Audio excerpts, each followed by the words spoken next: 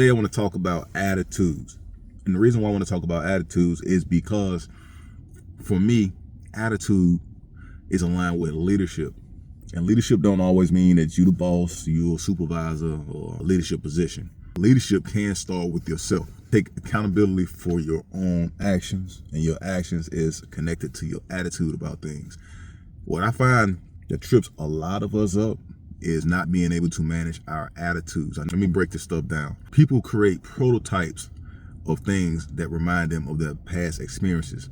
In turn, shapes their attitude towards things. Let me give you an example. Go to a certain restaurant and they have a bad experience. They're gonna take that past experience and shape the attitude behind that. The mind is very, very tricky. So it's important to catch that, judging things and having a certain type of attitude because of a past experience at one particular time, maybe even twice. But that's still not enough on the whole grand scheme, big picture, to formulate a certain specific attitude on every place. If you had a bad experience at a Wendy's drive-through, you're gonna form an attitude about all Wendy's and say, man, I don't like eating Wendy's because the one that I went to in Stockbridge, they had poor customer service, my french fries were cold, the hamburger bun was stale. So I ain't going to no more Wendy's ever. Even if you're traveling, if you're in certain different cities, states and stuff like that. So you formulate a certain attitude, sometimes it can stifle. It can stifle you and set you back. Attitudes affects behaviors. So in leadership positions, you are required to offer solutions to certain problem sets if you're dealing with different employees. Because you got to remember, everybody has a different personality. Everybody have different past experiences. Everybody have different attitudes. But in order to collectively have people work in a cohesive manner, you have to establish a certain profound culture or a certain profound climate. How do you do that? Things that boost morale, positive reinforcement, offering solutions, incentives on why employees are working this many hours doing these type of tasks. I'm going to be able to please everybody, but that's where communications come in at. You see how I'm starting to lay out the formula?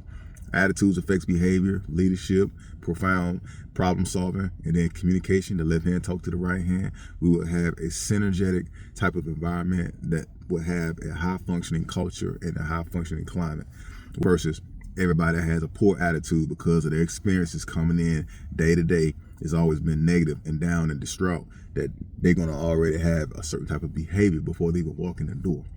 And this person's behavior affects that person's behavior. That's when we slide into the cause and effect phenomenon. Overall, work on yourself, work on your behavior. Sometimes if you don't feel right, if you don't feel like doing something, you have to leverage the placebo effect. The placebo effect means you fake it until you make it. I learned this when I was in the military as a young soldier, as a private. I remember my supervisors used to get us up 5, 6 in the morning. We used to have to go out and do PT in cold weather. Weather that's cold, we tired, we just came in from the club, we finna go running, we finna do all this push-ups and sit-ups in this cold, wet grass. Well, I remember during that time, my supervisors, them E5s, those sergeants, staff sergeants, those guys was highly motivated.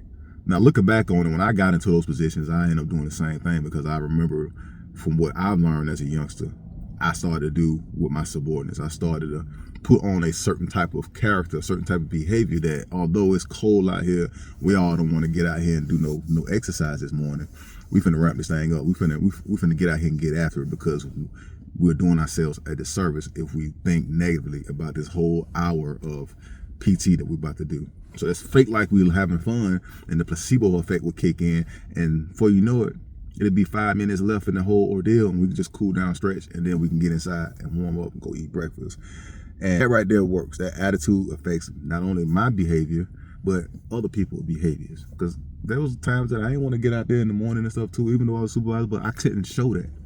So as a leader in any organization that you work in, corporate America, you work at a job right now, you are head of your household, your kids are watching your attitude, because your attitude affects your behavior.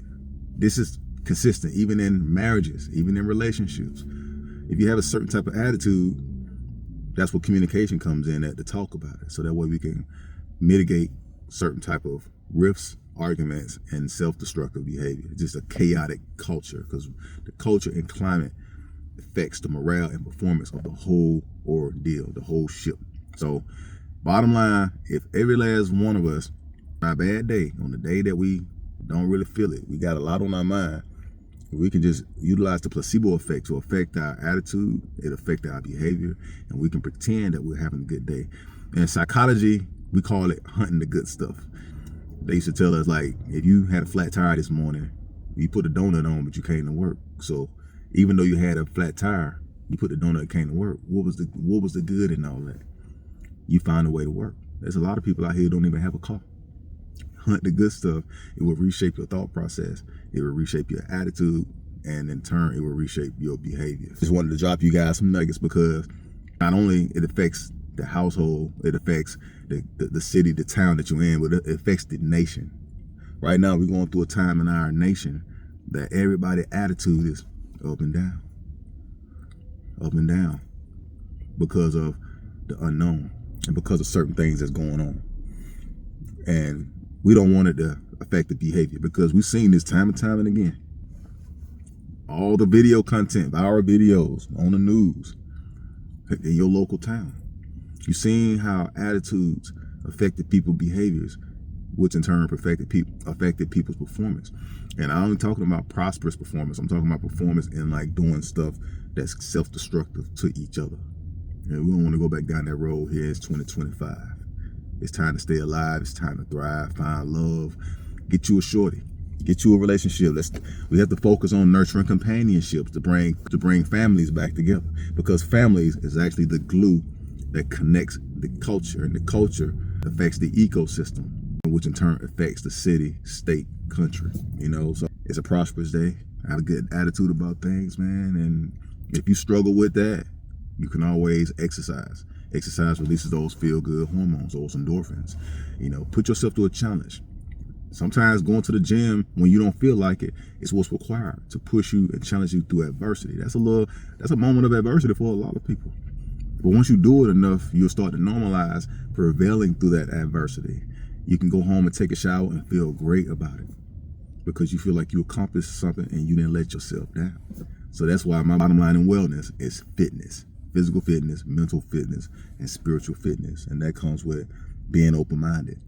Open-minded meaning like knowing how to receive information that can help assist you and guide you.